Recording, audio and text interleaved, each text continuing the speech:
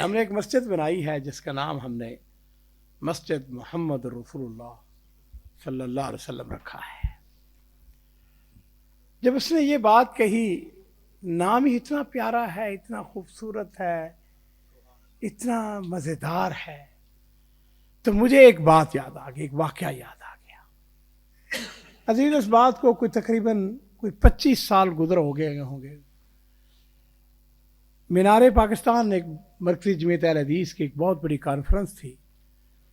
مجھے پروفیسر ساجد میر صاحب نے حکم دیا، کہنے لگے کہ مسجد نبوی کے ایک امام بھی رہے ہیں، خطیب بھی رہے ہیں، دائی بھی رہے ہیں، اور مدینہ یونیورسٹی کے وہ امین العام بھی رہے ہیں۔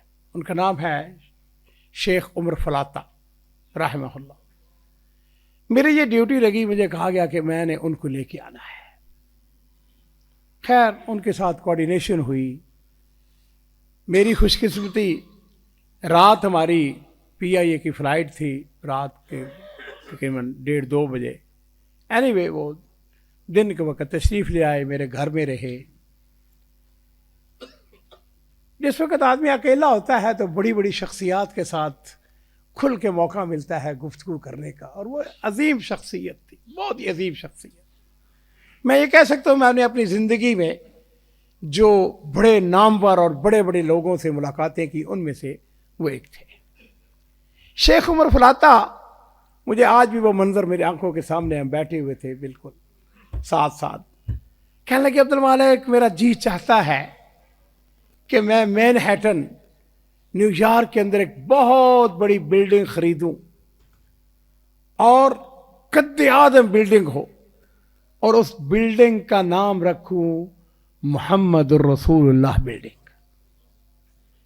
اس کے اوپر لکھا ہوا ہو محمد الرسول اللہ بلڈنگ صلی اللہ علیہ وسلم۔ اور پھر لوگ جب وہاں سے گزریں تو لوگ اس بلڈنگ کو دیکھ کے پوچھیں، یہ محمد رسول اللہ کون ہے؟ اور پھر وہاں پہ ہم لٹریچر رکھیں، پھر ہم لوگوں کو بتائیں کہ محمد رسول اللہ صلی اللہ علیہ وسلم کون تھے۔ میرے عزیزو، یہ جو اللہ تعالیٰ نے قرآن پاک کے اندر فرمایا ہے وَرَفَعْنَا لَكَ ذِكْرَكَ، کبھی اس کے اوپر غور کیا کریں، یہ کتنی بڑی بات ہے جو میرے رب نے کہی ہے۔ بڑی پرانی بات ہے، میں نے ایک واعظ، ایک خطیب کی زبانی یہ بات سنی تھی۔ انہوں نے کہا تھا کہ ہم کسی وقت یہ جو شمالی علاقہ جات ہے، مری اور یہ اوپر ایبٹ آباد، اس علاقوں کی طرف جا رہے تھے، تو کہنے لگے کہ ہم نے ایک دور بس میں سفر کر رہے تھے۔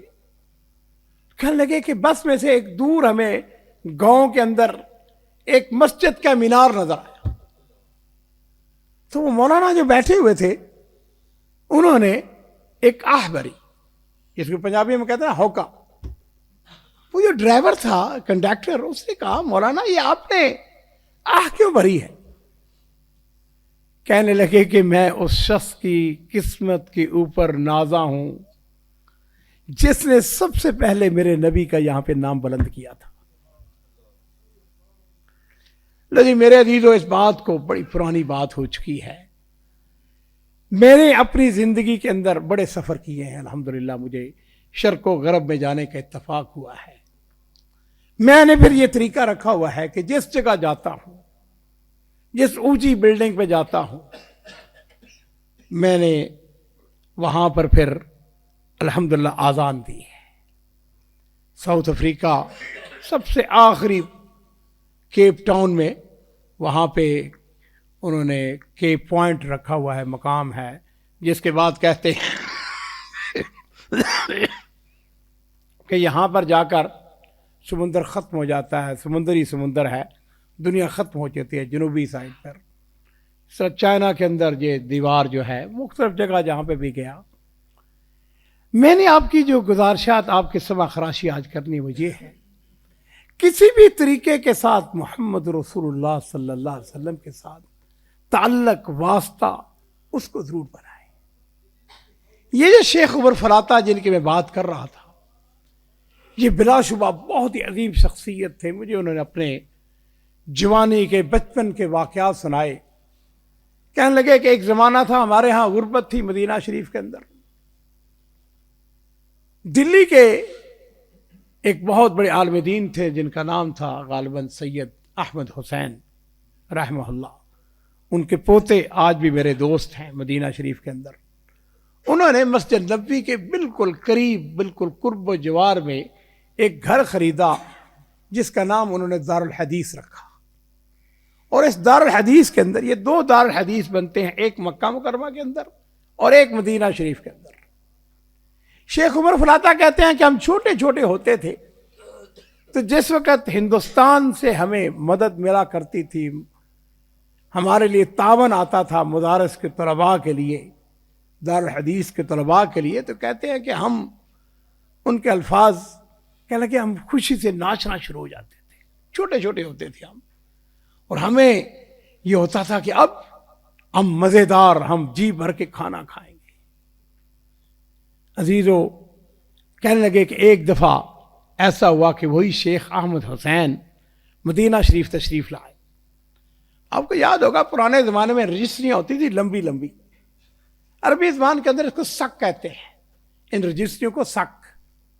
کہنے لگے کہ جس وقت وہ تشریف لائے تو ہم نے ان کو وہ رجسٹری پیش کی تو ان کی کیفیت یہ تھی کہ وہ روتے جاتے تھے اور کہتے تھے کہ یہ میں نے خریدی ہے، یہ میں نے خریدی ہے، یہ میں نے خریدی ہے.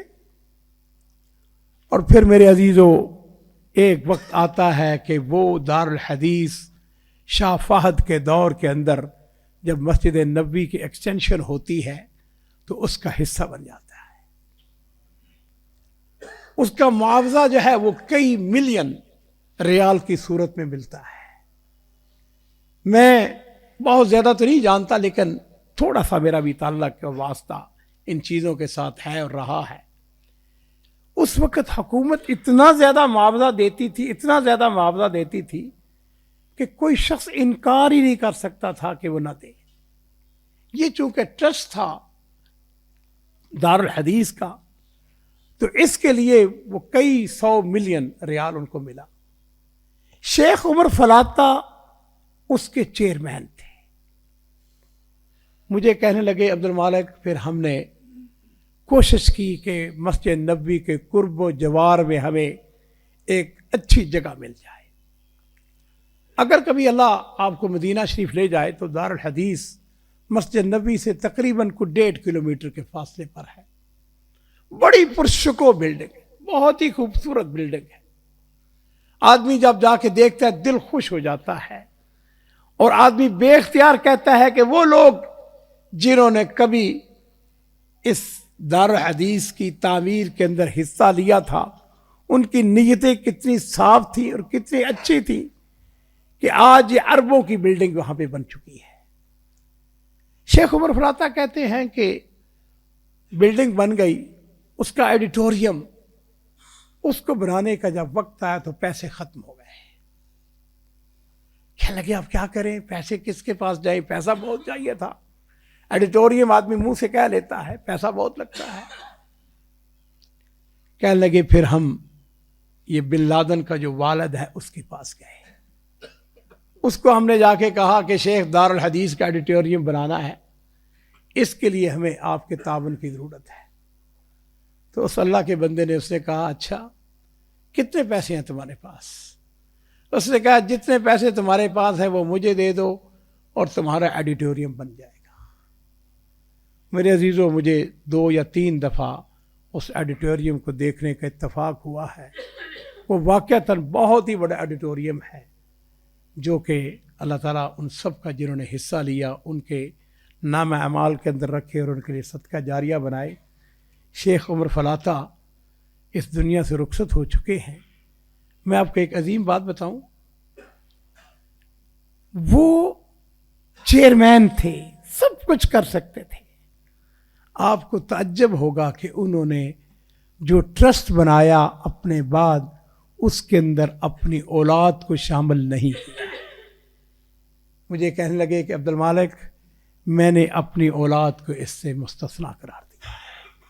میں نہیں چاہتا ہوں کہ کسی صورت میری اولاد اس کے اندر شریک ہو. یہ ہوتی ہے بڑے لوگوں کی باتیں. انشاءاللہ جب کبھی موقع ملا آپ کو مزید باتیں سنائیں گے. وآخر دعوانا الحمدللہ رب العالمین.